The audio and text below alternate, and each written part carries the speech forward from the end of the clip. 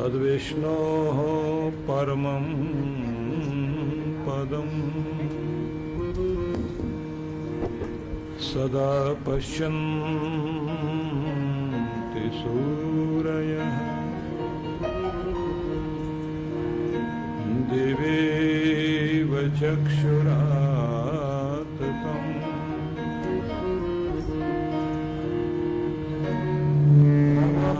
शम्भवाय च मयो भवाय च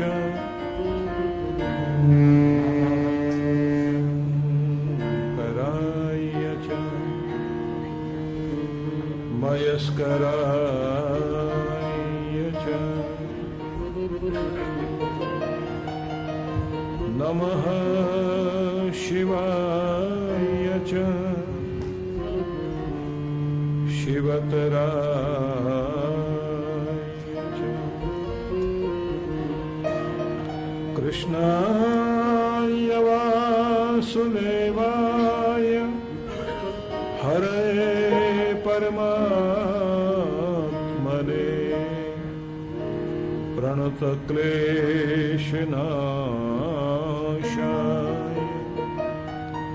गोविन्दाय नमो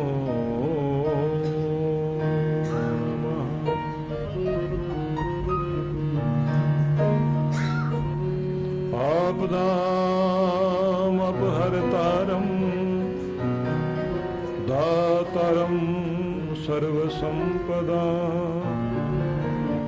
लोकाभिरामं श्रीरामं भूयो भूयो नमाम्यहम्।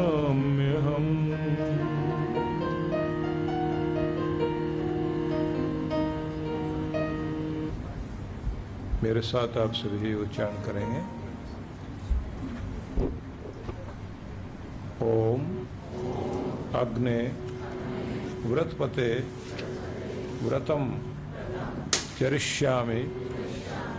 हे प्रभु, हम अपने जीवन में सत्य व्रतों को अपनाएं, अपना अपने परिवार का कल्याण करें, स्वयं सुखी रहें, सबको सुख बांटें।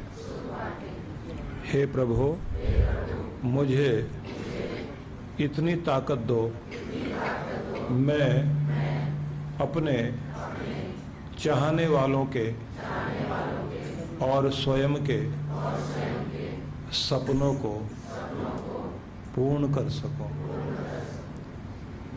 जो भी करूं जिंदा दिली से करूं, दिल में हौसला दे, डर पर चिंता पर काबू पा सकूं। मैं विजेता बनूं, कभी हार न मानूं, मेरे जीवन की किरणों को जगा दे, मेरा मन सदैव कोयल पपीहे की तरह गाए, आनंदित रहे, मेरी ऊर्जा मोर की तरह नर्तन करे, मेरी जबान कभी फिसले नहीं, न मेरे पांव फिसलें। भगवान, आप मददगार बनो, इतना ऊंचा हौसला दे कि हर दीवार, हर पहाड़ को लांघ कर खुद को ऊंचा करूं। मैं दाता बनूं, मंगता नहीं, दीपक बनूं, अंधेरा नहीं, भला बनूं, भला करूं, भलों के साथ रहूं, भला ही सोचूं, भला ही देखूं, किसी भी प्रकार के तुच्छ कामों में उलझा न रहूं। मैं महान करूं, मैं महान बनूं। प्रभु मुझे ऐसी ताकत दे। भगवान करे कि ये प्रार्थना सबकी स्वीकार हो। अभी मुझे समझ नहीं आ रहा है कि आप तक मेरी आवाज़ ठीक से पहुंच रही है या नहीं। नहीं आ रही है।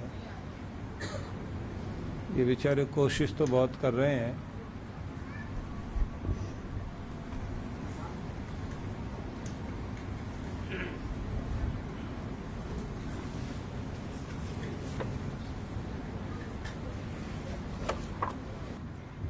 हमेशा श्रवण किया है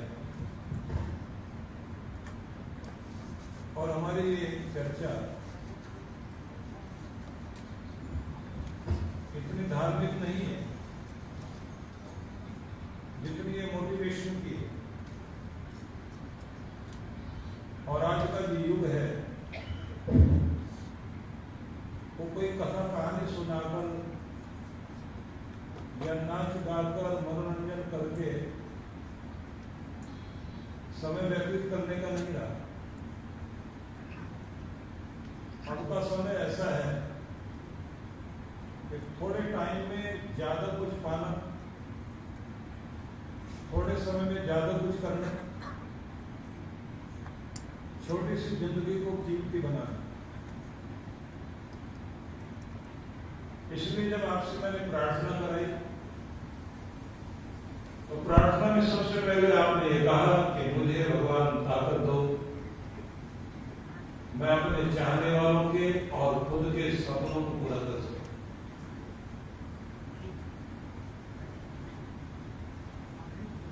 तो सबसे पहले देखिए कि आपके अपने सपने क्या है।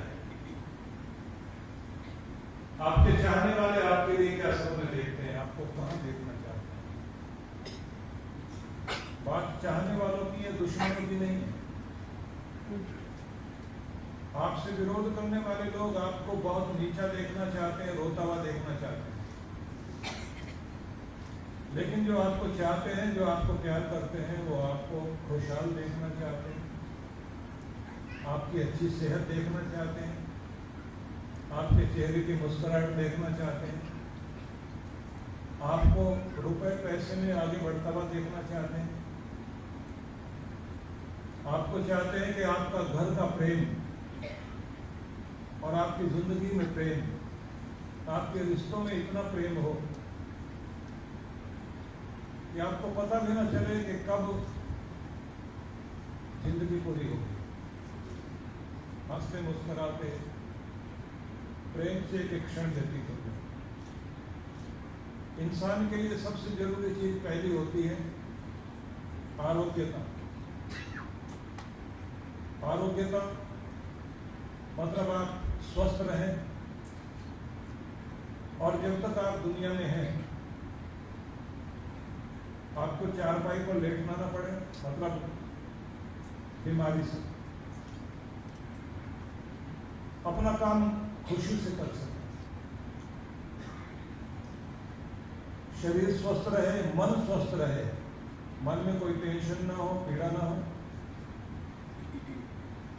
आप डर कर ना जिए, चिंताओं में ना जिए।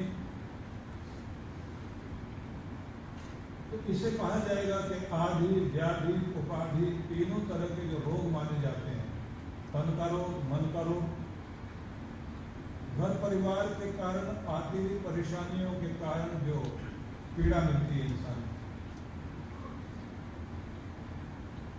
तो सबसे पहले तो आरोग्यता चाहिए। और मैं एक बात आपसे कहूंगा, दुनिया आपके लिए क्या कहती है, ये एक सवाल। दुनिया आपको अच्छे रूप में नहीं देखेगी, आपकी कमियां बताएगी, लेकिन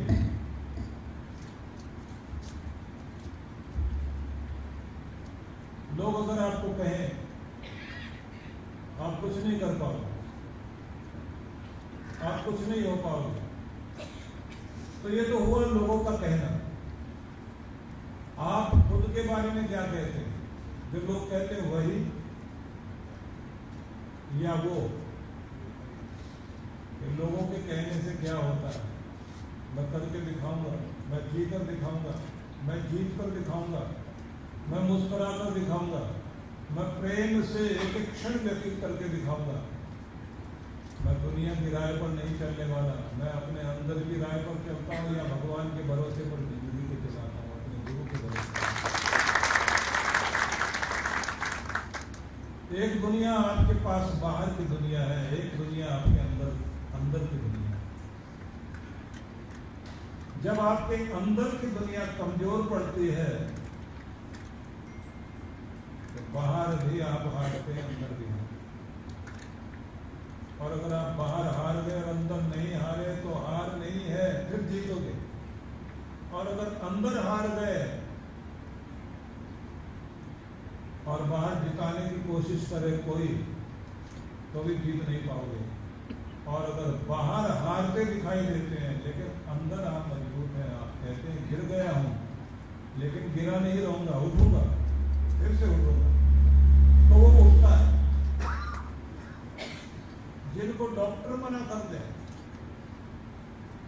उन्हें भी मैंने जीते हुए देखा। मेरे पास एक नहीं सैकड़ों उदाहरण है।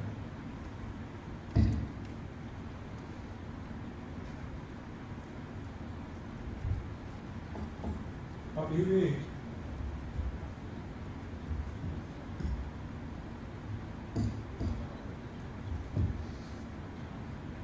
इसलिए मैंने अपनी आवाज ऊंची कर दी थी क्योंकि इसकी तो हो नहीं रही।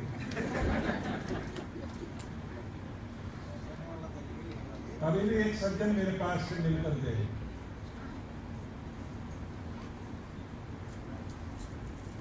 लगता था कि ठीक नहीं हो पाए।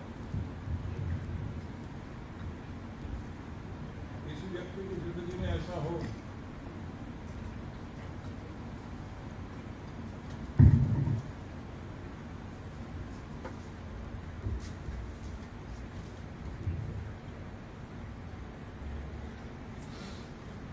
सारे चला हो जाए, पता नहीं कौन सा काम कर।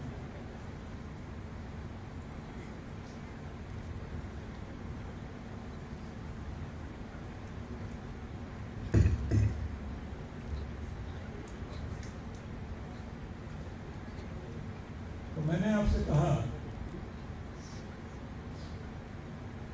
कि जो अंदर से हारते नहीं है, परिस्थितियां तोड़ने की कोशिश भी करें तो टूटा नहीं पड़े। ऐसे ही व्यक्ति मुझसे मिलकर गए अभी आधा घंटा पहले। जिस व्यक्ति को डॉक्टर ने कहा था कि तुम्हारी गर्दन रीढ़ की जिस हड्डी पर टिकी हुई है वो अंदर से बीमारी लगने से पेंसिल जितनी बारीक रह गई,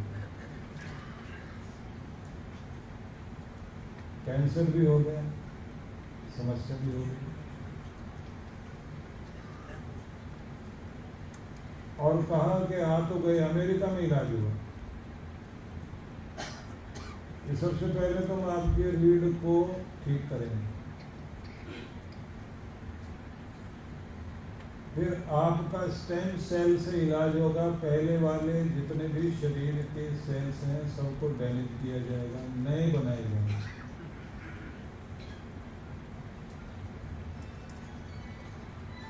ट्रीटमेंट जब हो रहा था तो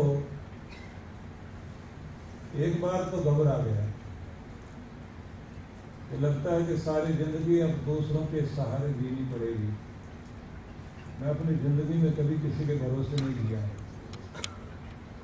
हॉस्पिटल की 14वीं मंजिल से जंप लगाकर नीचे मरने का मन में विचार किया,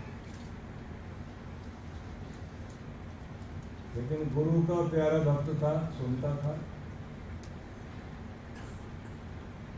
तो मन में अचानक आया कि नहीं, सामना करूंगा जिंदगी का, डरूंगा नहीं। मैं ऐसी ऐसी चीजों से लड़ा हूं, अपनी गरीबी से लड़ा हूं। उनका कहना था कि मैं कभी अपने खाने के लिए कि थोड़े से पैसे हैं उतने में दोनों समय खाना खा सकूं, इसलिए 10 किलोमीटर पैदल चल के खाने के लिए जाता था।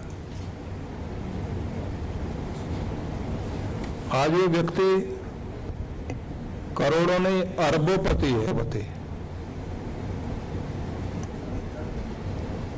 करोड़ोंपति की बात नहीं कर रहा हूं। और जिस देश का व्यक्ति है उस देश के मिनिस्टरों के पास उसे जाकर मिलना नहीं होता, वो लोग उससे मिलने आते हैं। बहुत बड़ा व्यक्ति है। लेकिन उसने कहा कि जब मैंने अपनी गरीबी से लड़ा हूं, अपनी परिस्थितियों से लड़ा हूं, तो बीमारी से भी लड़ूंगा। मुझे फोन किया कि आप साथ हैं, साथ देना। मैंने कहा साथ हूं और बहुत जल्दी ठीक होकर मुझसे मिलने के लिए आते हुए दिखाई दे रहे हो। बोले डॉक्टर कह रहे हैं 2 साल तक लगातार कुछ भी नहीं कर पाओगे। मैंने कहा डॉक्टर जो कह रहे हैं एक उसका आधा कर दो आप। डॉक्टर जो करे वो अलग, कृपा जो करे वो अलग, आपकी हिम्मत जो करे वो अलग। बोले डॉक्टर जो 2 कह रहे हैं उस 2 का मतलब 3 होता है। मैंने कहा जो भगवान की कृपा है वो 3 का 1 करना जानती है, आप उस कृपा का भरोसा करो, विश्वास रखो। ठीक हुआ,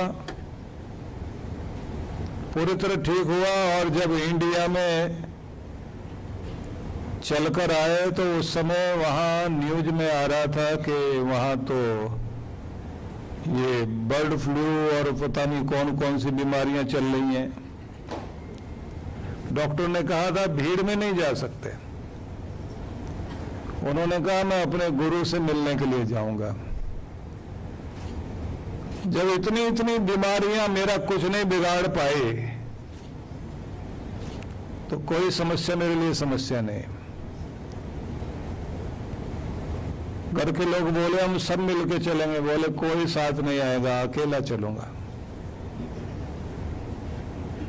अकेला चलकर मिलने के लिए आया,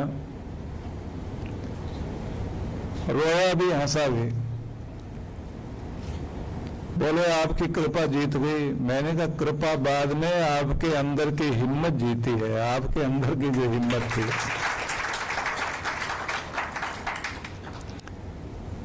आपने सपना देखा और आज जब वो मिलने आए तो उस देश से यहां तक गाड़ी चला करके आए हैं, अब मिलकर फिर वापस गए। आपके पड़ोस का देश है, थोड़ा सा 2-3 देश और पार करके कह दीजिए आप। लेकिन मैं निवेदन करना चाहता हूं, हार जाओ भले ही, हार मानो नहीं। जब आप हार मान जाते हैं तो हार जाते हैं, जब आप हार नहीं मानते तो आप नहीं हारते। तो लड़िए अपनी गरीबी से, लड़िए बीमारियों से, अपने दुखों से, अपनी परेशानियों से, लेकिन आंसू बहाना मना है, लोगों के आगे गिड़गिड़ाना मना है, लाचारी बेबसी दिखाना मना है। किसी के आगे भी बेबस मत बनो। बेबस बनना है भगवान के आगे, अपने गुरु के आगे। हाथ फैलाना तो अपने गुरु के आगे, सिर झुकाना अपने गुरु के आगे। वफादार बनना है तो अपने गुरु का, अपने नियम का और अपने भगवान का। तो पहले वफादारी ये सीख लीजिए, ये वफादारी नहीं छोड़ना। तो इसलिए सबसे पहले यही मन में कहें, ये दुआ करें, मैं अपने चाहने वालों के और अपने सपने पूरे कर सकूं। जितनी तेज इच्छा से आप कोई चीज कहोगे, उतनी तेजी से वो चीज आपकी तरफ आएगी। ढीले ढाले ढंग से आप कहेंगे तो आपको कोई भी चीज उस तरह नहीं मिल पाएगी। आपका भरोसा स्वयं पर होना चाहिए। इसलिए मैंने आपसे कहा, एक दुनिया बाहर की, एक दुनिया आपके अंदर है। आपका मन क्या कहता है, आपकी आत्मा क्या कहती है, आपके प्राण क्या कहते हैं। कभी कभी हो सकता है कि आपके अंदर भी लोगों के कारण मन कमजोर पड़ जाए।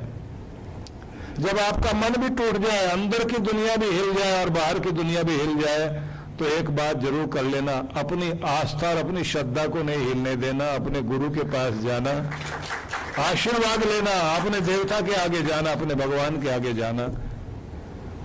और जब वो कहेंगे कि जो तू समझ रहा है वो बात नहीं है, तुम्हारे ऊपर कोहरा आ गया है तो सूरज छिप गया है, लेकिन इसका ये मतलब नहीं कि सूरज नहीं है, सूरज है। कोहरा हटने की आवश्यकता है। तो निराशा के कारण कोहरा आ जाता है, लेकिन उस कोहरे को आप हटाओगे फिर खड़े होगे। इसलिए सबसे पहले संकल्प कीजिए।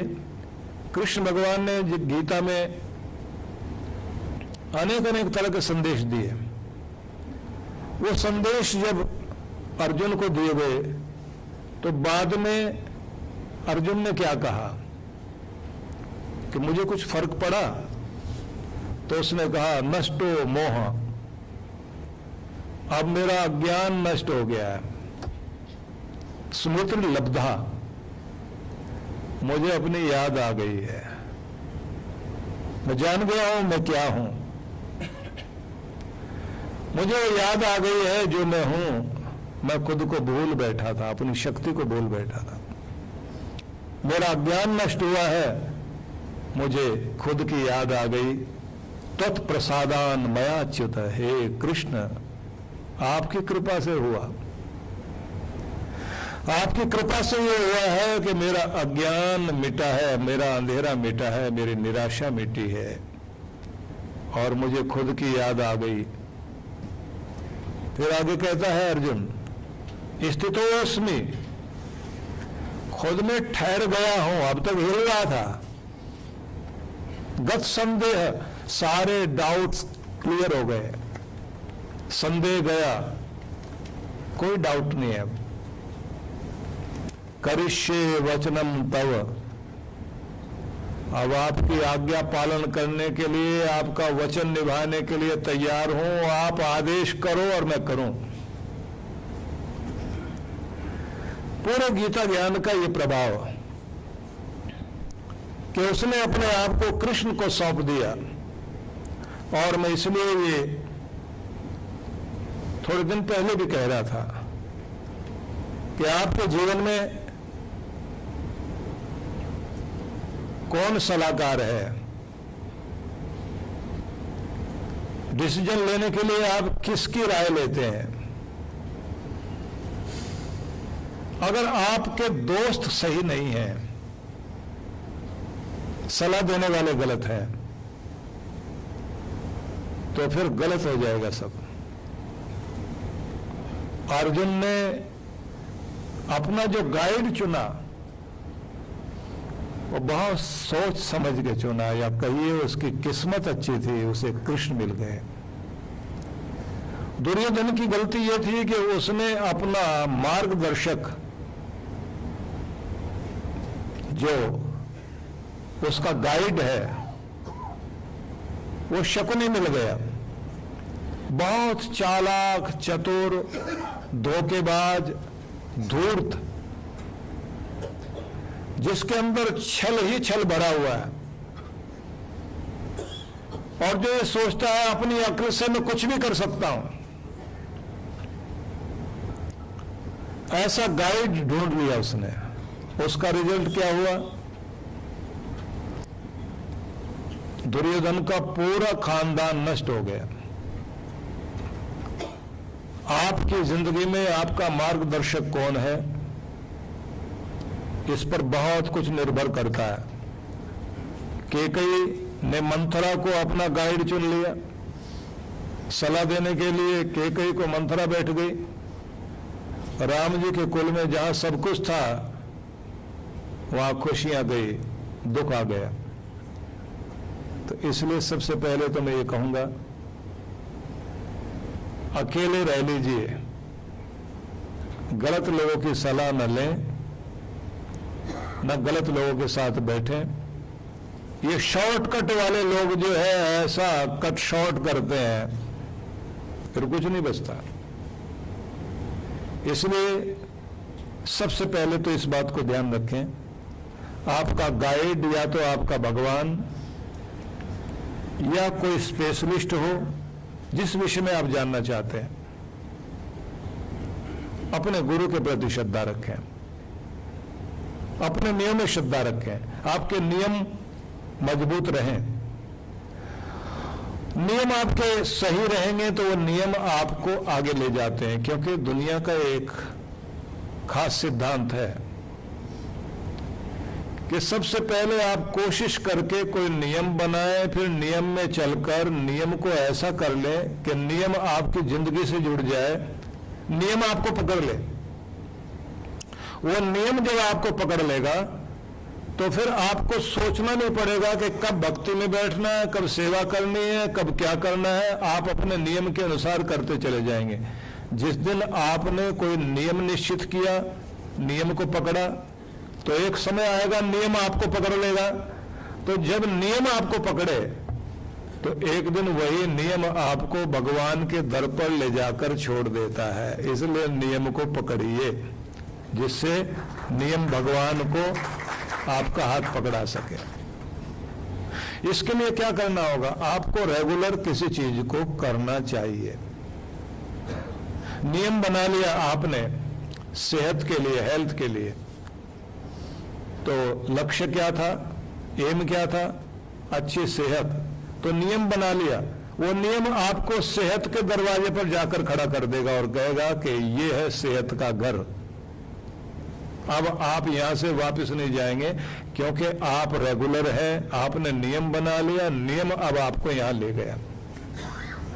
कुछ भी चीज का नियम, भक्ति का नियम बना लीजिए, भक्ति का नियम आपको भगवान के दरवाजे तक लाकर खड़ा कर देगा। नियम आपकी जिंदगी में होना चाहिए।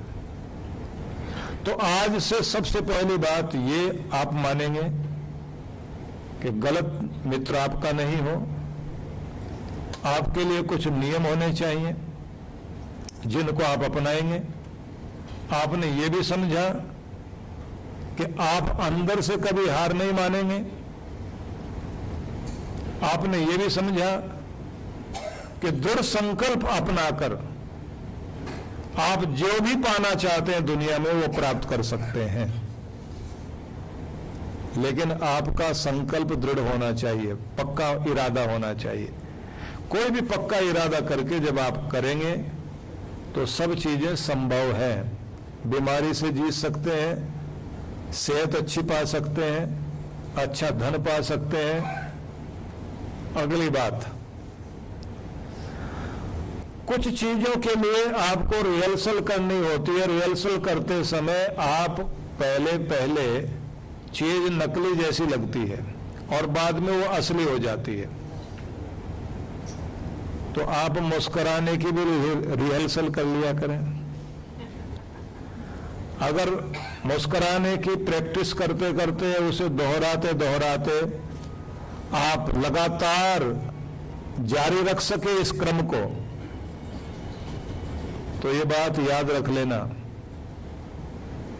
खुशी कहती है मैं उसी के दर पर जाकर खड़ी होती हूं जो मेरे लिए स्वागत में द्वार खोलता है, और जिसके अंदर बैठ जाती हूं उसको हमेशा मुस्कुराने का आशीर्वाद देती हूं।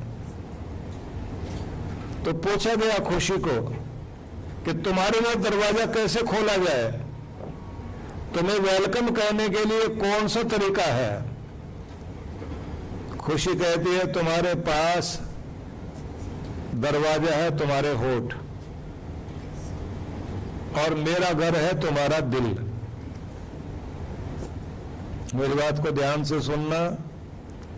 और जो लोग पीछे आ रहे हैं, क्योंकि जगह कहीं रही नहीं है बैठने के लिए, तो जहां जहां भी जगह मिल जाए आप प्रेम से वहां बैठते जाएं, लेकिन साथ साथ एक एक बात को नोट करते रहना।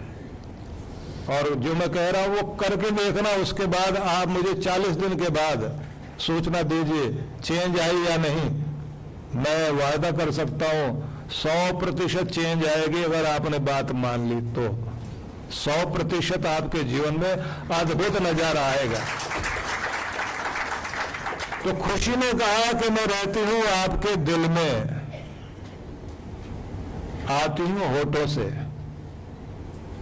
और होठ तब मेरा वेलकम करते हैं जब वो मुस्कुराते हैं। अगर आप मुस्कुराना शुरू करोगे, खुशी कहती है मैं इसी दरवाजे से जाऊंगी, और अगर लगातार द्वार खोल कर रखोगे, मुस्कुराते रहोगे, तो 40 दिन लगातार अभ्यास कर लो तो मैं तुम्हारे दिल में आके बैठ जाऊंगी और फिर जाऊंगी नहीं। लेकिन ये ध्यान रखना, वो मुस्कुराना छोड़ना नहीं। और फिर जिसके अंदर मैं बैठ जाती हूँ, फिर तो 40 दिन वो अभ्यास कर ले, फिर तो मैं उसे मुस्कुराने के लिए मजबूर करके ही रखूंगी। तो पता ये लगा, लोग कहते हैं खुशी हो तो मुस्कुराए, जब खुशी नहीं तो मुस्कुराए कैसे? खुशी कहती है मैं तभी आती हूं जब तुम मुस्कुराते हो, नहीं तो मैं आती ही नहीं हूं। तो इसलिए आज से आप बिना बात के भी, चाहे आप दुखी भी हो, परेशान भी हो, तो अभी मुस्कुराने की आदत डाल लीजिए। परमानेंट खुशी आकर आपके दिल में बैठ जाएगी, और फिर तो दुनिया की कोई चीज आपको उदास नहीं कर सकती। हमेशा हंसोगे, या तो दीवाना हंसे या फिर जिसको तू तौफीक दे। जिस पर भगवान कृपा करता है फिर वो हमेशा ही हंसता है।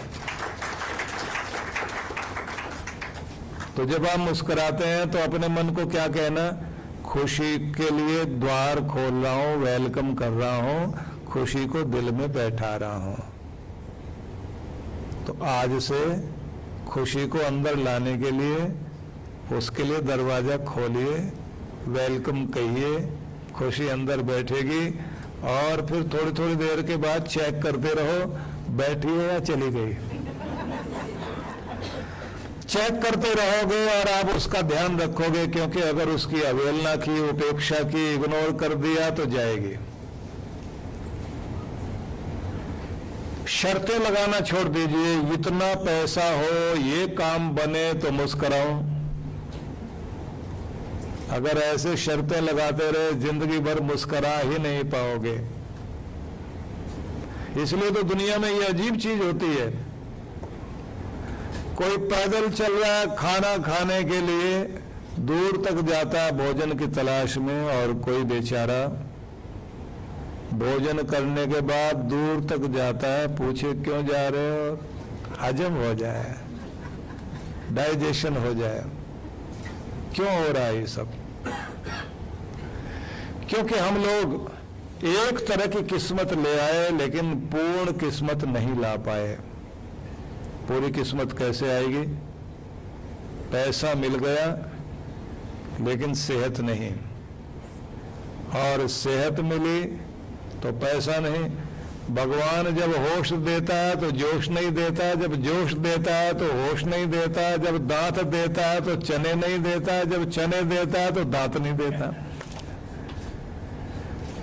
तो गड़बड़ यही होती है, दांत है चने नहीं है, जब चने मिले तो दांत बेकार है, अब चबा नहीं सकता। तो क्या करें? मेरे काम पूरे हो जाए तब हंसूंगा, खुश रहूंगा और उसके बाद जिंदगी अच्छी हो जाएगी। नहीं, आंख में एक में आंसू, एक में मुस्कान, इसी के साथ हर रोज चलते चलते आप अपनी जिंदगी को जिए। लेकिन ध्यान कहाँ रहेगा? आंसू पर नहीं, मुस्कान पर ध्यान दो। इतना तो है, इतनी चीज के बीच भी, इतनी कमी के बाद भी अगर मेरे पास इतनी अच्छी चीजें भी हैं, कुछ खुशी मनाने के कारण भी है, तो खुशी पर ध्यान देना शुरू कर दीजिए। आपके गम भागने शुरू हो जाएंगे, क्योंकि मन की एक आदत है, इसे जिस पर लगा दोगे आप, ये उसी को बढ़ा देगा। डर पर अगर मन टिका दिया तो डर को बढ़ा देगा, चिंता पर मन को टिका दिया तो चिंता को बढ़ा देगा, और अगर आपने खुशी पर मन को टिका दिया तो ये खुशी को बढ़ा देगा, और अमीरी पर टिका दिया तो मन अमीरी बढ़ा देगा, और अगर गरीबी पर टिका दिया तो गरीबी को बढ़ा देगा, सेहत पर टिकाया तो सेहत को बढ़ा देगा, भक्ति पर टिकाया मन तो भक्ति को बढ़ा देगा। इसलिए आप मन को वहीं टिकाओ जिसे बढ़ाना चाहते हो। तो आज से मन को टिकाओ खुशी पर, जिससे आपकी खुशी बढ़े। आज से मन को टिकाओ निर्भयता पर, जिससे आपके डर भागे। आज से आप अपने मन को टिकाइए निश्चिंतता पर, जिससे आपकी चिंता भाग जाए। आज से आपने मन को टिकाना प्रेम पर, प्रेम बढ़े, प्रेम बढ़े, प्रेम ही प्रेम, प्रेम ही प्रेम, मैं प्रेम का पूर्ण रूप हूं, इस पर मन टिका लीजिए तो घृणा भाग जाएगी। आज से आप अपने आप को मन को टिका लीजिए अपनी तरक्की के लिए, आपकी तरक्की बढ़ जाएगी। और अगर आपने अपने हार पर मन टिका दिया तो हार बढ़ने लग जाएगी।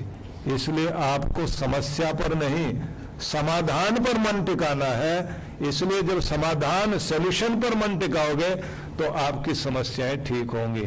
और अगर आपने कहना शुरू कर दिया बहुत प्रॉब्लम्स हैं, बड़ी सारी समस्याएं हैं, विकट समस्याएं हैं, तो समस्या ही समस्या दिखाई देगी।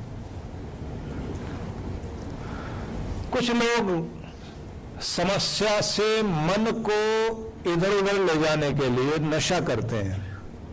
गम को भुला रहा हूं, गम गलत कर रहा हूं। गम गलत नहीं होता, न वो भूलता।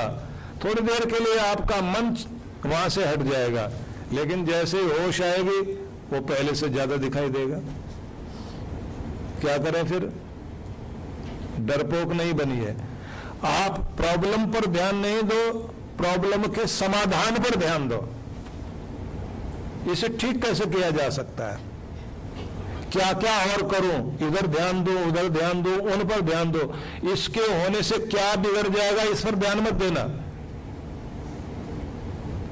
ध्यान इस पर देना, अब तक मैंने कैसी कैसी समस्याएं ठीक करी हैं, कैसे कैसे अब तक जीता हूं, तो ये थोड़ी अलग तरह की प्रॉब्लम है, ठीक होगी ये तो मुझे पक्का पता है। भगवान कैसे कृपा करेगा, कैसे रास्ता निकलवाएगा ये मुझे नहीं पता, लेकिन निकलेगा रास्ता, बात बनेगी जरूर, ये विश्वास रखो।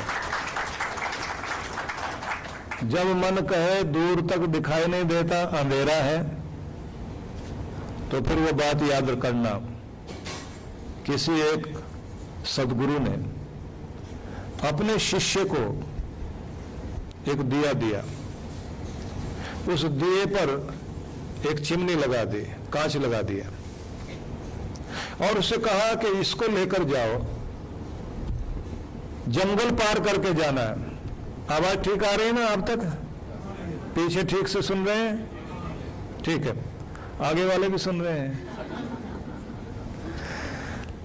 तो एक कांच लगा हुआ दिया, एक लैंप दिया उसको, और कहा कि जंगल में 10 किलोमीटर तक आपको चलना होगा, और उस पार एक कुटिया है, वहां जाकर साधु को देना, और वो साधु तुम्हें कुछ कहेगा। इस व्यक्ति ने कहा इतना बड़ा अंधेरा, इतना बड़ा तूफान, अंधेरी रात, जंगल से होकर जाना, रास्ता छोटा सा पगडंडी, और इस लाइट में मुझे दिखाई कितना देगा? 10 कदम, आगे तो दिखाई भी नहीं देगा। महात्मा ने कहा ये 10 कदम जो दिखाई दें तुम सिर्फ उतना ही देखो, और जैसे एक कदम आगे बढ़ाओगे 10 कदम और आगे आ जाएगा। यात्रा एक कदम आगे बढ़ेगी, लैंप तुम्हें 10 कदम ही दिखाता रहेगा, लेकिन कदम दर कदम बढ़ाते चले जाओ। जब वो चलता चला गया, और जैसे उसे कहा था इसी डायरेक्शन में चलना है, वो चलता गया, 10 किलोमीटर पूरे हो गए, कुटिया आ गई। जैसे वहां पहुंचा तो हंसने लगा। मैं बहुत डर रहा था, मुझे लगता था मैं पहुंच नहीं पाऊंगा, मुझे लगता था कि कोई सांप आ जाएगा, कभी लगता था कोई हिंसक जानवर आ जाएगा। मैं पहुंच गया। लेकिन अब ये महात्मा क्या कहेंगे? एक महात्मा ने भेजा है दूसरे के पास, ये क्या कहेंगे? उस महात्मा ने देखा और कहा, तुम कुछ जानना चाहते हो? जिंदगी में 10 कदम से ज्यादा दिखाई देता ही नहीं, पर तुम 2 कदम तो उठाओ, 10 कदम और आगे बढ़ेगा, 2 कदम और आगे बढ़ाओ, 10 कदम और आगे बढ़ जाएगा, और ऐसे करते करते तुम जिंदगी की मंजिल पा लोगे। क्योंकि 100 कदम का किसी को नहीं दिखाई देता, दिखाई देगा 10 कदम का। और ये लैंप कुछ और नहीं, तुम्हारा मन ही है। तुम्हारा मन सिर्फ 10 कदम तक ही दिखाएगा, और आगे जो दिखा रहा है तुम्हें वहां तक लेकर जाएगा, वो तुम्हारा परमात्मा है। उस पर भरोसा करो, आगे दिखाई देगा अंधेरा, लेकिन 10 कदम तो चलो। 10 कदम के लिए एक कदम उठाते ही 10 कदम आगे की रोशनी दिखाई देती रहेगी। तुम पहले कहो कि कुछ दिखाई दे तो मैं चलूं, तुम चलो तो सही, दिखाई देता रहेगा, रास्ता दिखाई देता रहेगा। रास्ता किधर से निकलेगा ये चलने से ही दिखाई देगा, पहले कभी नहीं दिखाई देगा। इसलिए कभी भी ये मत सोचो अंधेरे में जाऊंगा कहाँ। तुम अपने मन की रोशनी से बढ़ते चले जाओ, पहुंच जाओगे। इसलिए किसी को भी नहीं लगता कि आगे क्या होगा, लेकिन थोड़ा चलोगे तो कुछ न कुछ आगे रास्ता दिखाई देता रहेगा, रास्ता मिलता चला जाएगा। अंधेरे की तरह भगवान ने भविष्य के आगे, फ्यूचर के आगे अंधेरे का पर्दा डाल रखा है। किसी को आगे का नहीं दिखाई देता। झूठ मूठ में कोई ज्योतिषी आपको कहे नहीं आपकी किस्मत में बहुत कुछ है, लेकिन कभी कभी ऐसा हो जाता है कि हम कहें कुछ किस्मत में गाड़ी वाड़ी है या नहीं है। गाड़ियां ही गाड़ियां रहेंगी किस्मत में, और भले ही वो बाद में ट्रैफिक पुलिस का सिपाही बन जाए, चारों तरफ गाड़ियां घूमती रहें। या कोई कह दे कि तुम्हारी किस्मत बहुत अच्छी है, तुम बहुतों को खिलाओगे, तुम बहुतों को रोजी रोटी दोगे, मतलब बहुतों को खिलाओगे, तो बेचारा अगर होटल का बहरा बन गया तो। या कोई कहे कि साहब बहुतों को नौकरी दोगे, तो वो नौकरी वाले डिपार्टमेंट का मैनेजर बन के बैठ गया, तो नौकरी तो दे रहा है, लेकिन है कहाँ? खुद छोटी सी तनख्वाह मिल रही है। हम ये कभी नहीं कहें भगवान इतना बड़ा मकान दे, भगवान मुझे इतनी बड़ी गाड़ी दे। भगवान से हमेशा एक ही बात कहो, गाड़ी छोटी हो या बड़ी, मकान छोटा हो या बड़ा, लेकिन जहां भी रख अपनी कृपा छाया में रख, और जो भी दे, मकान छोटा बड़ा हो सकता है लेकिन खुशी छोटी मत देना, प्रेम छोटा मत देना, प्रेम बढ़ा के देना, कृपा बढ़ा के देना। मैं जहां भी रहूं बहुत आनंद में रहूं।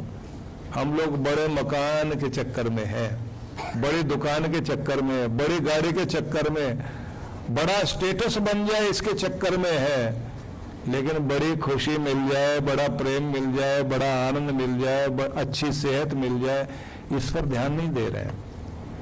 हमारा परिवार बड़े मकान में रहे, सवाल ये नहीं, हमारा परिवार भले ही छोटे मकान में रहे, लेकिन हमारा खानदान बड़ा खानदान हो, हमारा खानदान प्रेम का खानदान हो, हमारा खानदान एकजुट हो, हमारा खानदान प्रेम में नंबर 1 हो। ये जरूर मांगो भगवान से। अगर ये मांगोगे तो सब कुछ है। लोग चीजें मांगने में लगे हुए हैं, उनका ध्यान वस्तुओं में है, व्यक्तियों में नहीं है। आज से मन बदल लीजिए।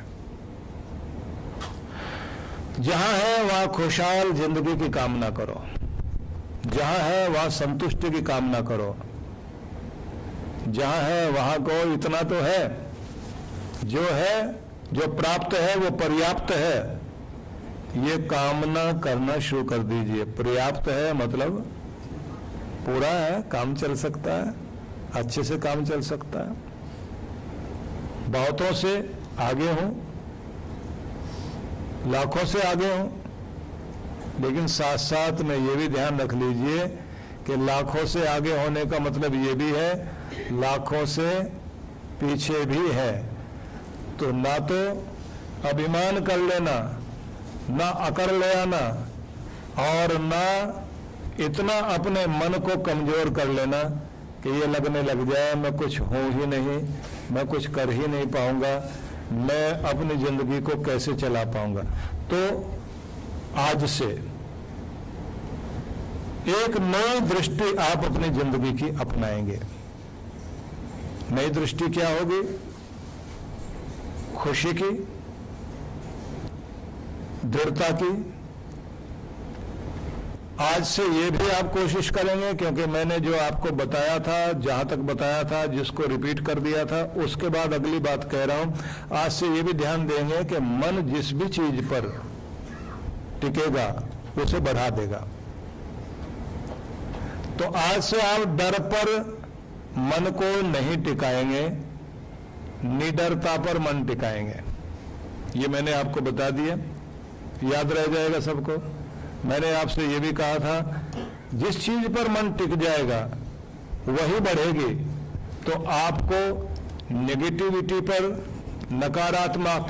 नकारात्मकता पर मन नहीं टिकाना, सकारात्मकता पर मन टिकाना है, जिससे आपका मन पॉजिटिव थिंकिंग वाला हो जाए और आपको वो मिल सके। ये भी आपने पकड़ ली बात।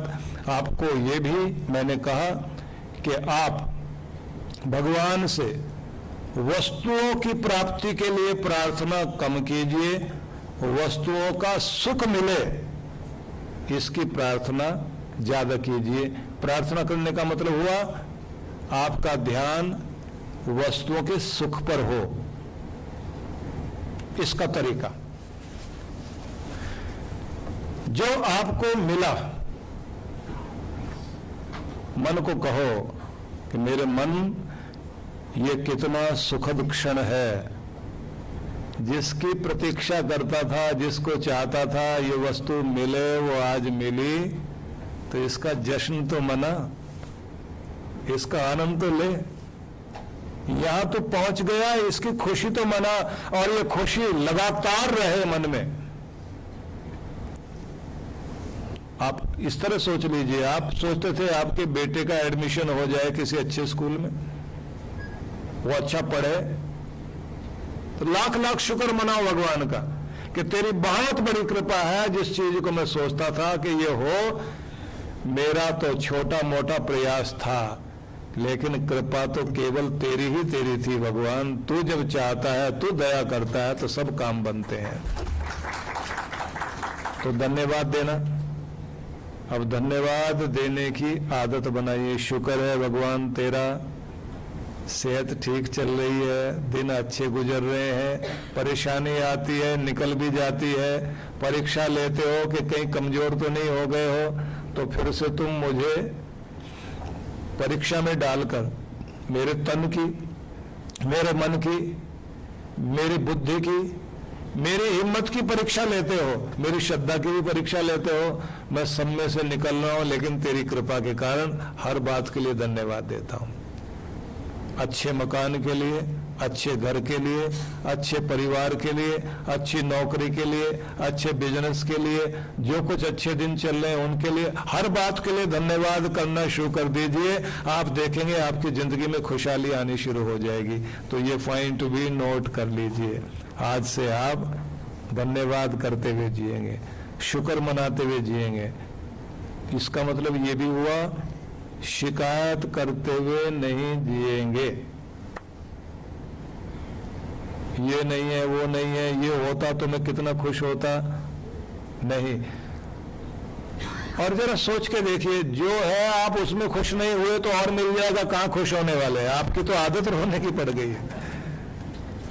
जिनकी आदत रोने की पड़ गई, इतना मिलने के बाद भी खुश नहीं है, तो और मिल जाने के बाद कहां खुश हो जाएगा। जिनको चेहरा लटकाने की आदत है वो ऐसे ही रहेंगे। और कुछ लोगों को तो मैंने देखा है, वो अपने बच्चों को भी कहा करते हैं, ज्यादा हंसना, ज्यादा हंस मत, नहीं तो ज्यादा रोना पड़ेगा।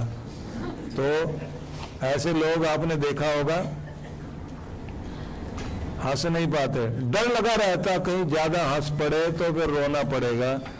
तो जो ये गरीब 2 वक्त की रोटी के लिए कितनी कितनी मेहनत करता है, और फिर अमीर 2 वक्त की रोटी खाकर पचाने के लिए मेहनत करता है, तो इसका मतलब क्या हुआ कि आपको अगर रोज ही मेहनत करने की आदत पड़ गई और थैंक्स करने की आदत पड़ गई, तो जो आप खाते हैं वो भी लगेगा, जो आप जीते हैं जिस स्थिति में उसमें भी आप खुश रहेंगे।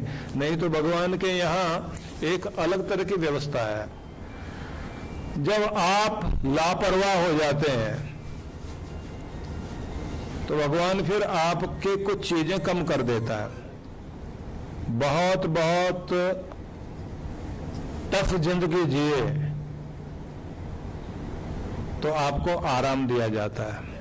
बहुत बहुत आराम की जिंदगी जीना शुरू कर दें तो फिर आपके लिए भगवान जो है टफनेस लाते हैं। मतलब गद्दों पर बहुत लेटे थे, फिर कमर में दर्द रहने लग जाए या कोई और प्रॉब्लम रहने लग जाए तो डॉक्टर क्या कहता है, हार्ड बेड चाहिए। पहले खूब पराठे पूरियां खा खा के, हलवा खा खा के काम खराब कर लिया, बाद में डॉक्टर कहता उबला हुआ खाना खाइए। पहले आपने मीठा मीठा खूब खाया, मेहनत बिल्कुल भी नहीं की, तो उसके बाद डॉक्टर कहता मीठा बंद।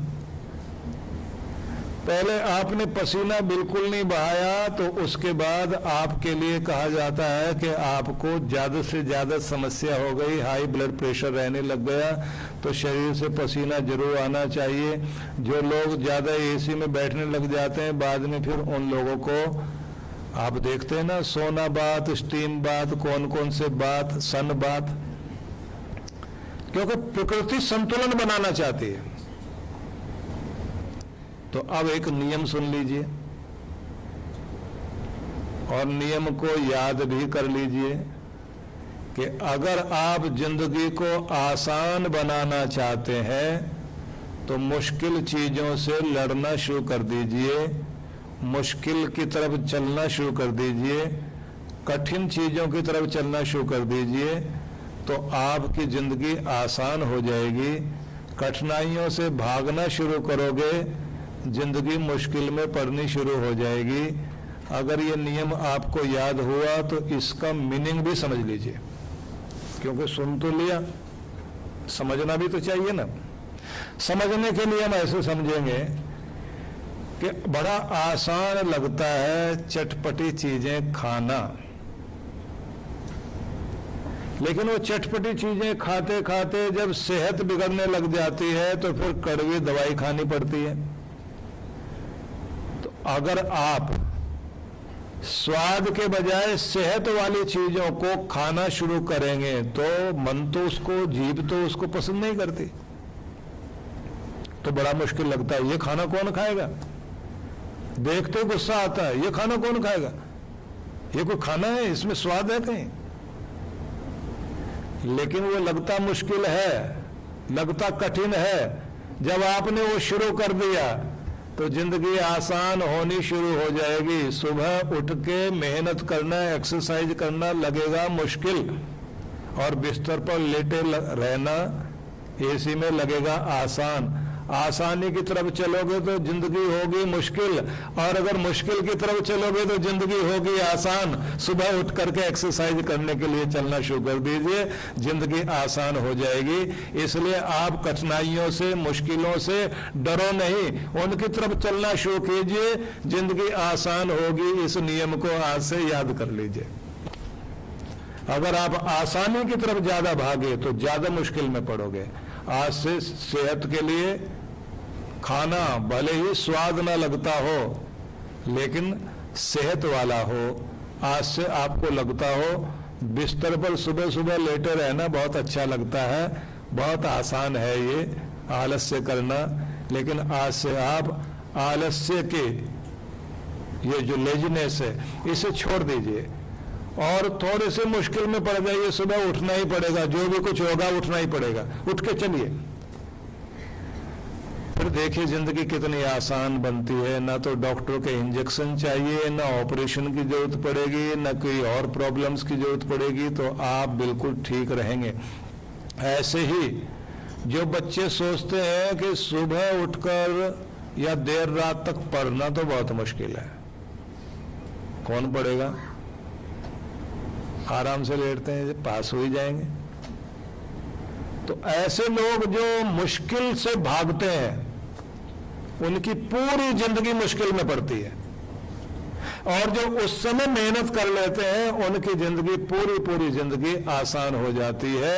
इसलिए फौजी लोग भी कहते हैं यहां पसीना बहा लो ट्रेनिंग के टाइम, तो आगे जाकर खून नहीं बहेगा, बल्कि तुम जीत हासिल करोगे, मोर्चे पर फतह हासिल करके आओगे। इसलिए आपको पसीना बहाने से बचना नहीं चाहिए, सामना करना चाहिए। तो जिंदगी की मुश्किलों का सामना करना बच्चों को भी सिखाएं, खुद भी आदत डालें, और जब आपको ये आदत पड़ जाएगी तो बड़े से बड़ी मुश्किल भी आ गई तो आप कहोगे मैं डरने वाला नहीं हूं, आखिर तक लड़ूंगा।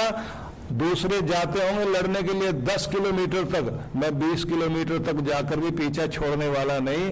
जो आदमी इतना पक्का ढीठ बन के लड़ सकता है, मुसीबत वो कहेगी इसके सामने टिकना नहीं चाहिए। और ऐसे ही आदमी दुनिया में राज किया करते हैं और उन्हीं का प्रभाव दुनिया में रहा करता है। तो ये नियम समझ में आ गया, क्योंकि मैंने जरा डिटेल में बताया आपको कि जिंदगी को आसान बनाना है तो मुश्किलों की तरफ चलना शुरू कीजिए, मुश्किलों से भागिए नहीं।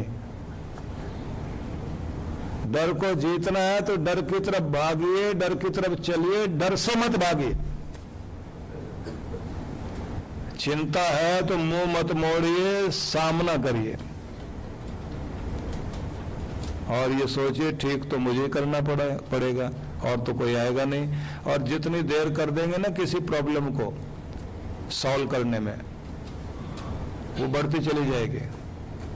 बीमारी को एक नियम माना जाता है कि कर्ज को, बीमारी को, आग की चिंगारी को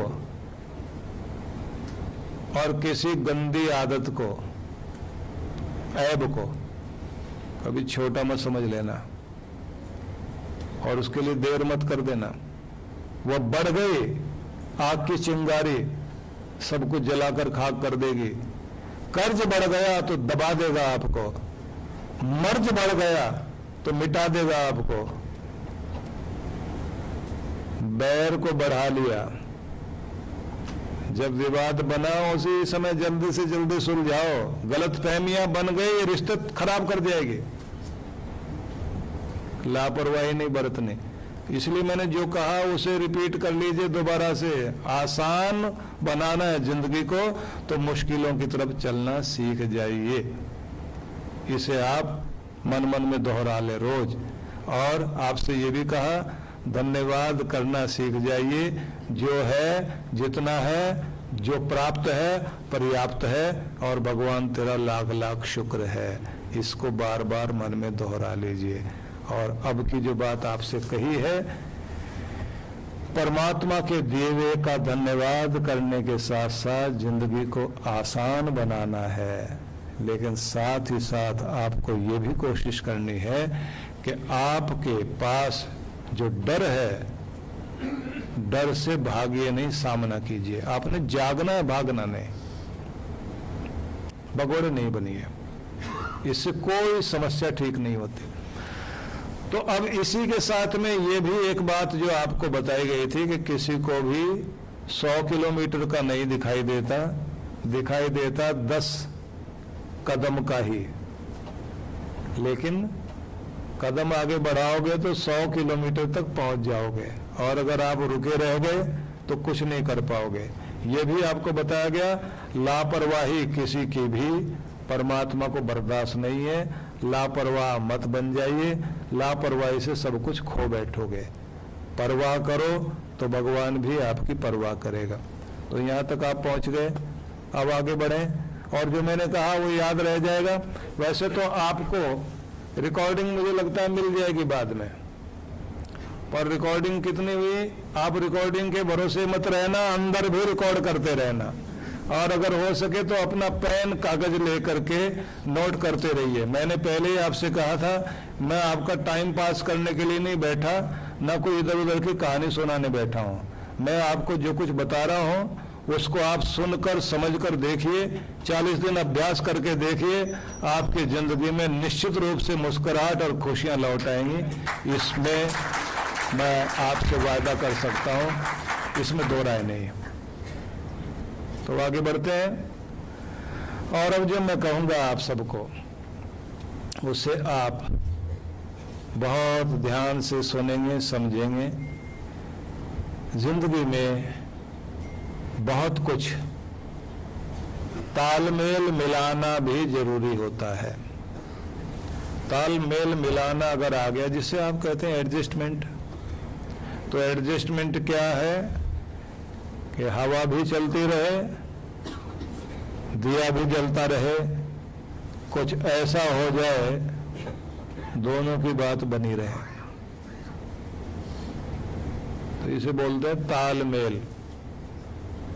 हवा भी चले, दिया भी जले, है तो मुश्किल, हवा बुझा देगी दिए को, तो बीच में चाहिए चिमनी, कांच लगाना जरूरी है। वो जो कांच लगा देते हैं आप, उससे सुरक्षा हो जाती है। तो मतलब ये हो गया, मैं तुम्हारा मान रख लूं, तुम मेरा मान रख लो। इस तरह से जिंदगी को आसान कर लें। अपने अपने ईगो को हटा करके थोड़ा थोड़ा दोनों तरफ से तालमेल मिलाना शुरू कर दें। जिंदगी को बहुत अच्छा खुशहाल बनाया जा सकता है। कोई भी आदमी पूरा नहीं है। मैं यहाँ एक वाक्य याद कराऊंगा। कभी कभी बिना गलती के भी आप अगर किसी से माफी मांगकर बात बना लेते हैं, उसका मतलब ये नहीं होता कि आपने जो माफी मांगी आप गलत थे। इसका मतलब ये है कि आपने अपनी ईगो से ज्यादा अपने रिश्ते को महत्व दिया और ये कहा, मैं अपनी ईगो को छोड़ सकता हूं, अपनी गर्दन झुका सकता हूं, लेकिन अपने रिश्ते को टूटता हुआ नहीं देख सकता, क्योंकि मेरे लिए मेरी मैं से भी कीमती मेरा रिश्ता है। इसलिए कभी अपने रिश्ते को टूटने मत दो। परमात्मा ने दिया है तो बहुत कीमती है। ये जो झूठी अकड़ है, ये जो ईगो प्रॉब्लम है, ये आपके सारे रिश्तों को खा जाती है। इसलिए आज से तालमेल मिलाना सीख जाइए। जो है जैसा है बहुत अच्छा है, इससे बेहतर कुछ हो नहीं सकता, ये मानिए और आपस में ठीक ठाक रहिए, आपकी जिंदगी खुशहाल हो जाएगी। बहुत सोचना इस बात को। हमें रहना पड़ता है ऐसे लोगों से जो हमें पसंद नहीं है, उनके साथ रहना पड़ता है और दुखी होते हैं। और हम लोग सोचते हैं यहां से वहां अच्छा है और वहां से भी वहां अच्छा है। पूरी जिंदगी ऐसे सोचते रहिए, कहीं भी अच्छा नहीं है। आपने वो बात सुनी होगी कि इंडिया में जो बहुत मशहूर पागल खाना है वो आगरे का है। और पागल खाने में तरह तरह के लोग होते हैं।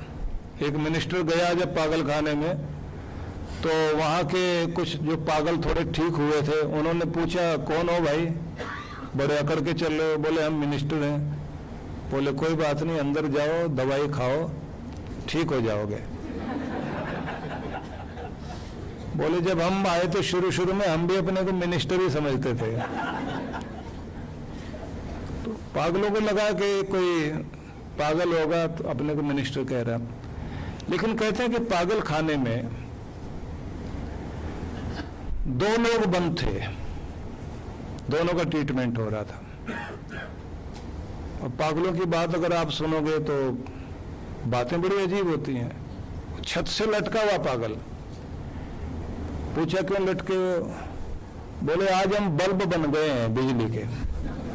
फिर जल क्यों नहीं रहे हो, चमक क्यों नहीं रहे हो? बोले लाइट गई भी है अभी। एक पागल बैठा हुआ अकड़ के, उसके साथ दूसरा पागल बैठा हुआ, और दोनों के दोनों बहुत गंभीर मुद्रा में, और सारे पागल नाच रहे हैं। तो किसी ने जाके पूछा, तुम चुपचाप बैठे हो, ये बाकी नाच रहे हैं। बोले ये सब बाराती, हम लोग दूल्हा दुल्हन है।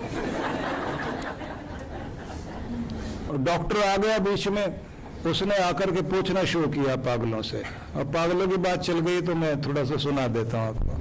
डॉक्टर ने आकर के पागलों से पूछना शुरू कर दिया, सब ठीक ठाक है, कोई प्रॉब्लम तो नहीं है? बोले नहीं, प्रॉब्लम तो बस इतनी है कि जब मैं नहाने बैठता हूं तो गीला हो जाता हूं, आप इलाज बता दो।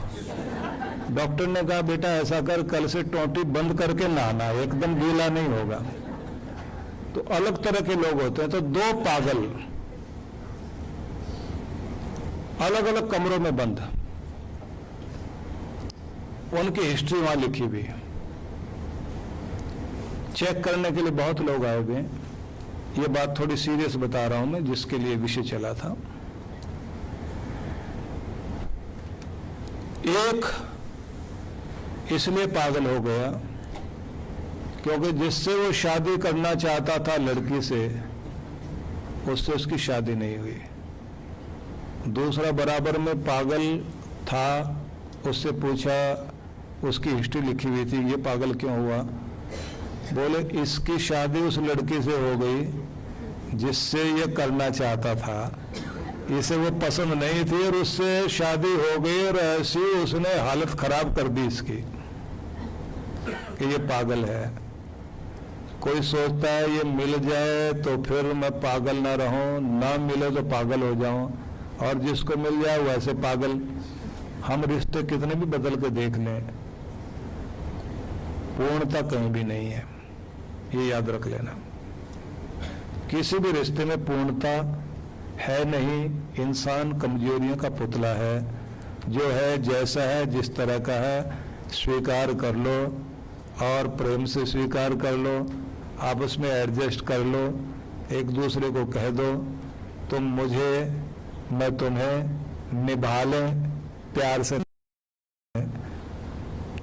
बर्दाश्त करते हुए, हंसते मुस्कुराते हुए, और हो सके भगवान को धन्यवाद देते हुए निभा लें तो बहुत अच्छी बात है। हालांकि मुश्किल बहुत है भगवान को धन्यवाद देना उस हालत में, क्योंकि बहुत लोग जो है वो उस स्थिति में पहुंच जाते हैं। अगर कहे 7 जन्मों का रिश्ता, लोग कहते हैं 7वां जन्म इसी को समझ लेना, इसके बाद तो होना ही नहीं चाहिए। फिर भी मैं कहूँगा जो कुछ है हमारे रिश्ते, उन्हें बहुत प्रेम से निभाना शुरू कीजिए, तो आप देखेंगे आपकी जिंदगी की बहुत सारी समस्याएं खत्म हो जाएंगी। क्योंकि अधिकांश रूप से जिंदगी का 60% दुख इसी वजह से पैदा होता है कि उनको सही साथी नहीं मिल पाता। 60% प्रॉब्लम्स जीवन की इसी आधार पर है। जिनका सही तालमेल मिल जाता है, वो दोनों मिलकर के दुनिया की हर प्रॉब्लम्स को, हर समस्या को लड़ भी सकते हैं, जीत भी सकते हैं। लेकिन अगर ना हो तो भी जो है जैसा है उसे बर्दाश्त करके ठीक किया जा सकता है, और ठीक करना भी चाहिए। और ये सोचते रहे नहीं ऐसा नहीं, ऐसा होता तो ऐसा होता सोचते सोचते जिंदगी बीत जाएगी। लेकिन वैसे में वही बात होती है, किसी की शादी नहीं हुई तो पागल, और जिसकी हो गई वो भी पागल। इसलिए अच्छा यही है, जो है जैसा है स्वीकार कर लें, और हम अपनी जिंदगी को खुशहाल बना लें। ये पॉइंट मैं इसलिए कहना चाहता हूँ, बहुत सारे लोगों के जीवन में इसलिए भी परेशानी है क्योंकि उनके रिश्तों में समस्या है। इसमें एक बात और जोड़नी है, वो बहुत जरूरी है, उसे भी ध्यान से सुनना। जो पति पत्नी आपस में लड़ते रहते हैं और अपने बच्चों के सामने भी लड़ते रहते हैं, वो अपने बच्चों के सामने अपनी कद्र खो बैठते हैं, और बुढ़ापे में ज्यादा जिंदगी दुखदाई हो जाती है। क्योंकि मां कहेगी बार बार बच्चों से, देखो तुम्हारे पापा क्या करते हैं, ये ऐसे हैं, ये वैसे हैं। इधर फादर कहेंगे देखो तुम्हारी माँ क्या है और क्या बोलती है और क्या करती है। बच्चे समझ जाते हैं दोनों क्या है, दोनों की असलियत उनकी समझ में आ जाती है, और वो दोनों में से एक माँ की तरफ हो जाएगा, एक फादर की तरफ अपना मतलब निकालते रहेंगे और बिगड़ते रहेंगे, खूब अच्छी तरह बिगड़ते रहेंगे, और बाद में इतने बिगड़े हुए होंगे कि जब उनके सबसे ज्यादा साथ की और प्रेम की आपको जरूरत पड़ेगी, वो उसी समय आपसे ज्यादा दूर खड़े मिलेंगे। इसलिए एक बात कही जाती है, गरीबी में औरत की पहचान होती है, जरूरत में रिश्तेदार और मित्रों की पहचान होती है, और बुढ़ापे में औलाद की पहचान होती है कि बुढ़ापे में अगर आपकी औलाद आपका साथ निभाती है तो इससे बड़ी किस्मत की बात कुछ नहीं हो सकती। जिस पर उसकी मेहर होती है उसके साथ ये सुख रहता है। इसलिए ये निवेदन करूंगा, अपने बच्चों के सामने लड़ झगड़ करके अपनी इज्जत खराब मत करना। जो है जैसा है स्वीकार कर लीजिए, थोड़े में कम में जैसे में भी जो भी दिया भगवान ने उसी में अपने घर को स्वर्ग बनाने की चेष्टा कर लीजिए, आपकी जिंदगी खुशहाल हो जाएगी।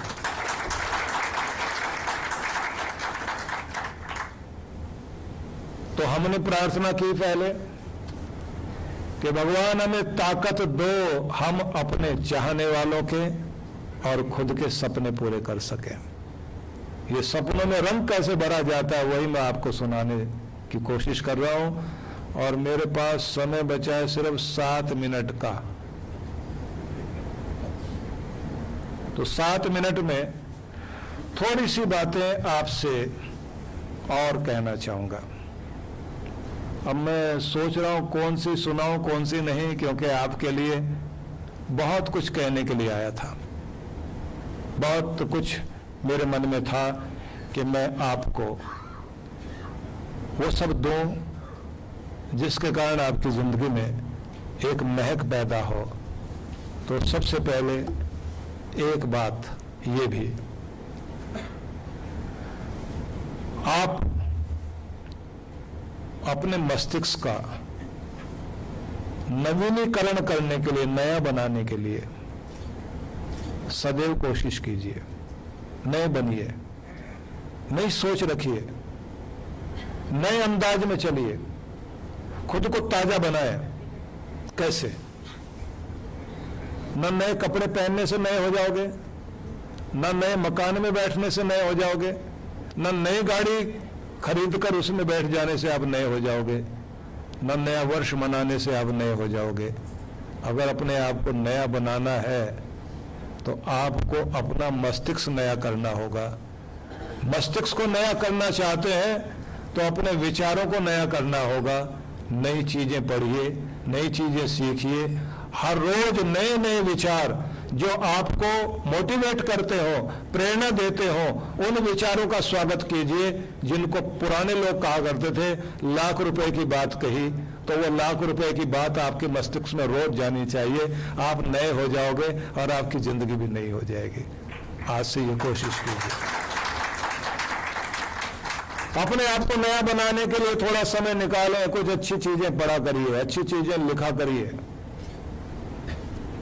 ये जो व्हाट्सएप पर आप लोग जो है एक दूसरे को भेज रहे होते हैं ना, तो वो होड़ लगी हुई है। और कुछ लोग तो इतने बिजी हैं व्हाट्सएप पर, ऐसा लगता है बेरोजगार है बेचारे, कोई और काम धंधा है ही नहीं। वो व्हाट्सएप की शिक्षा काम नहीं आएगी। शिक्षा कौन से काम आएगी? जो जिंदगी पर लिख लोगे आप। हम लोगों के बोले हुए को मैं देख रहा होता हूं, हम जो बोल रहे होते हैं तो उसमें बहुत बहुत लोग उसी समय नोट करके, मैं सोचता हूं नोट कर रहे हैं, शायद जिंदगी में धारण करेंगे। उसी के बाद में व्हाट्सएप पर फटाफट आगे से आगे जा रहा होता है। चलो बहुत अच्छी बात है, अच्छे संस्कार, अच्छी शिक्षाएं, अच्छी बातें फैलाई जा रही हैं, लेकिन ये सिर्फ फैलाने के लिए, रोब जमाने के लिए नहीं है। नोट करिए अपनी डायरी में, उनको दोहराइए, और जब आप उनको दोहराओगे, विचार करोगे, निश्चित ही आपकी जिंदगी में एक महक उठेगी, आपकी जिंदगी में एक खुशहाली आएगी, आप एक नए अंदाज वाले इंसान हो सकेंगे। तो आज से नया बनाइए अपने आप को, नए विचारों के साथ, प्रेरणाप्रद विचारों के साथ, और अच्छी बातें पसंद कर लेना, जान लेना एक बात हो सकती है। अच्छी बातों को जानने और पसंद करने के साथ साथ उन पर प्रयोग शुरू कीजिए, उन पर आप थोड़ा थोड़ा प्रशिक्षण लेना, ट्रेनिंग लेना शुरू कर दीजिए। आप देखेंगे वो चीजें इतनी कीमती होंगी। मैं एक महिला को देखता था जो बहुत मोटी थी। मैंने उसका एग्जाम्पल आपको पहले भी सुनाया, क्योंकि मुझे उस महिला ने बहुत प्रभावित किया। एलर्जी थी, अस्थमा था, बहुत मोटी थी। उसके पति डॉक्टर थे। एक्सीडेंट होने के कारण पति का हाथ कांपने लग गया, याददाश्त भी खत्म हो गई। 4-6 महीने तक तो बिस्तर पर ही पड़े रहे। दिल्ली में मैं उनको देखता था, उस परिवार को। उनके बच्चे आकर बोलते थे कि हमारे फादर बहुत बुरी हालत में पहुंच गए हैं, हमारा क्या होगा। एक बच्चा 12th कर रहा था, एक बच्चा 2nd ईयर में था। अब दिखाई दे रहा था कि कुछ हो नहीं सकता। और बेटे ने आके मुझे कहा, माँ तो बीमार रहती है, उनसे तो ठीक से वैसे ही चला फिरा नहीं जाता, उनको कभी भी एलर्जी हो जाती है। और फादर जिस हालत में पहुंच गए हैं, हम लोगों ने एक नया मकान बनाया था, अभी सारे पैसे तो उसमें लग गए। अब जो कुछ उधार ले सकते थे उधार लेकर फादर के इलाज में लगा रहे हैं। अब मुझे लगता है कि मैं पढ़ाई छोड़ूं अपनी, छोटा भाई भी, उसे भी पढ़ाई छोड़नी पड़ेगी। मैं जो उनको कह सकता था कहा। बच्चों ने कुछ पेपर पर पॉइंट्स नोट किए और उसके बाद वो नहीं आए मेरे पास। 2 साल के बाद मैं देखता हूं पूरा परिवार मेरे सामने है। मैं देखकर हैरान रह गया। वो जो मोटी महिला थी, नाम रेखा था उसका, लेकिन बिंदु थी, मतलब बहुत बड़ा बिंदु, बहुत मोटी महिला थी। लेकिन जब वो आई तो सच में रेखा दिखाई दे रही थी, बहुत पतली सी और बहुत अच्छी। पूरा परिवार भी हंसता हुआ। मैंने कहा क्या हुआ?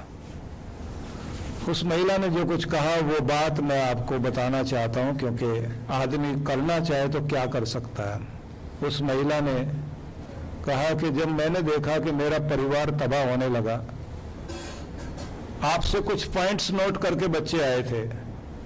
मैंने अपने बच्चों के सामने बैठकर कहा, बेटा मैं क्या कर सकती हूँ, तुमने अच्छी अच्छी बातें लिख रखी हैं, क्या काम आएंगी। अब तुम्हारे फादर ठीक ठाक थे, सारे घर का बोझ अपने कंधे पर ढो रहे थे, अब तो हम सबका जिम्मेदारी है, हम इस घर को कंधे पर लेकर चलें। फादर को रोने मत देना। अब बच्चों ने कहा, मां पिता ठीक थे तो उम्मीदें थी हमारे सपने पूरे होंगे, हम पढ़ जाएंगे, हम कुछ बन जाएंगे। अब लगता है सब सपने टूट गए, अब लगता है कुछ नहीं हो पाएगा। तो पत्नी कहती है कि मैंने, उस समय मुझे बता रहे थे वो लोग, कहती है मैंने बच्चों से कहा, बेटा मैं भी ठीक होंगी, तुम्हारे पिता भी ठीक होंगे और तुम्हारे सपने भी पूरे होंगे, मेरा दिल कहता है। और ये तुम लिख कर लाए हो ना, इन्हें मोटे मोटे अक्षरों में लिख करके घर में लगा लो। मोटे अक्षरों में लिख कर लगाया।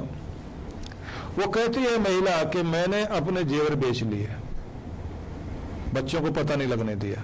बच्चों से कहा पढ़ो, जो कर सकते हो करो, और रोज सुबह पार्क के चक्कर लगाऊं, प्राणायाम करूं, घर के काम खुद करूं और पति के साथ, क्योंकि याददाश्त ठीक हो गई थी, हाथ कांपते थे, उनके साथ जाकर क्लिनिक में बैठती थी, उनसे कहते थे कि आप पेशेंट के को चेक करो और मेरे कान में बताओ कि क्या लिख कर देना दवाई। दवाई मैं लिखती थी, दवाई उठाकर देने का काम भी मैं करती थी और पेशेंट को चेक करने का काम वो करते थे। उसके बाद घर में आकर घर का काम मुझे करना, बच्चों को हिम्मत देना, और मैं बीच में थक जाती थी, सांस चढ़ जाता था, लेकिन फिर मैं कहती थी कि नहीं, मुझे अपने आप को मारना नहीं, ना अपने घर को टूटने देना, ना अपने पति को इस हालत में पहुंचने देना, मैंने सब ठीक करना है। कि उसी तरह से सुबह जल्दी उठकर पार्क में जाना, चक्कर लगा के आना, योगा एक्सरसाइज करना, प्राणायाम करना, डाइटिशियन के पास जाकर डाइट चार्ट बनवाया अपना, रोज प्रार्थना करना। और कहती है कि इतना छोटा सा फोटो मैंने रखा हुआ था, उसको मुट्ठी में लेकर भागती थी मैं, गुरु का। और आपने जो बोला था वो वाक्य एक एक पर रोज प्रयोग कर रही हूं। हारना नहीं है, गिरना नहीं है, उठना है, जीतना है, जीतना है, जीतना है, जीतना है, जीतना है। मैं ये बोलती बोलती तो मेरी बीमारी भाग गई, मेरा मोटापा ठीक हो गया। और मैं अपने पति से कहती थी, जब मुझे आप देख रहे हो मैं ठीक हो गई, जिसे कोई ठीक नहीं कर सकता था, तो आप तो ठीक हो। मैंने उनसे भी हल्का हल्का प्राणायाम शुरू करवाया। आपने जो बोला था महामृत्युंजय और गायत्री मंत्र जाप करो, वो उनसे भी करवाती थी। और सवेरे उठकर हम सारे परिवार के लोग एक साथ खड़े होकर, सबकी आंख में आंसू बह रहे होते थे, इकट्ठे मिलकर प्रार्थना किया करते थे और कहते थे, भगवान सुनना पड़ेगा तुम्हें, इस घर को टूटने नहीं देना, हम टूटेंगे नहीं, हम जिएंगे, जिएंगे, जरूर जिएंगे। कि हम ठीक हो गया सब। बेटा सेकंड ईयर में पढ़ रहा था, ये भी पूरा अपना ग्रेजुएशन कर लिया और अब इसकी जॉब लग गई है। मेरे पति बिल्कुल ठीक हो गए, मेरी एलर्जी भी चली गई, मोटापा ठीक हो गया। मेरा दूसरा बेटा वो ग्रेजुएशन कर रहा है। अब मेरे भाग जाग गए और मेरे पति ने मेरे लिए जेवर खरीदे हैं। आप इनको हाथ लगा दो, वो आपके सामने मुझे सौंप देंगे। और जैसे वो जेवर लेके आए, उन्होंने मेरे सामने रखे, एक एक बच्चे से लेके दोनों बच्चे उनके, और वो पति पत्नी दोनों को चेहरे पर होठों में मुस्कुराहट थी, आंख में आंसू बह रहे थे। मैंने उनके सिर पे हाथ रख करके कहा कि तुम लोगों ने जो कुछ ज्ञान दिया था उसको जी के दिखाया, इसलिए एक नई जिंदगी मिली है। इसलिए मैं आपसे कहना चाहता हूं, बड़ी बातें याद करने से बात नहीं बनेगी। बड़ी बातें जिंदगी को बड़ा बना दें, उसकी तैयारी करनी पड़ेगी। मैं आप लोगों के पास इतने समय के बाद आ पाया हूँ, बहुत मुश्किल से, लेकिन मैं चाहता हूँ कुछ बात बने, जिंदगी में रंग आए सबके, आपकी जिंदगी में खुशहाली आए, ऐसी मंगल कामना करता हूँ। समय जो था उससे भी और हम थोड़ा सा आगे की तरफ जा रहे हैं। आइए मिलकर 1 मिनट ही सही भगवान का नाम सभी लोग मिलकर उच्चारण कर लेंगे, क्योंकि ये एक अवसर है।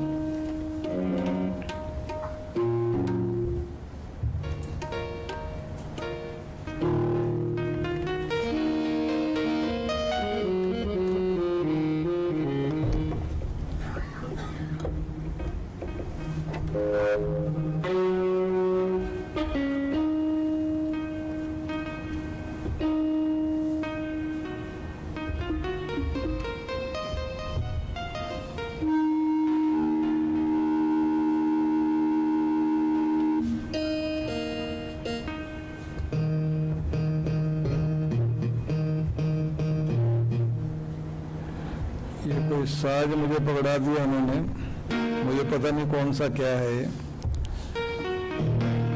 मुझे लगता है सारी परीक्षाएं मुझे देनी पड़ रही हैं यहाँ।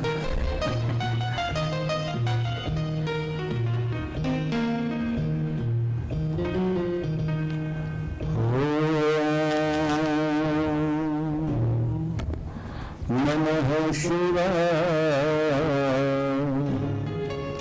ओम नमः शिवाय, ओम नमः शिवाय, ओम नमः शिवाय।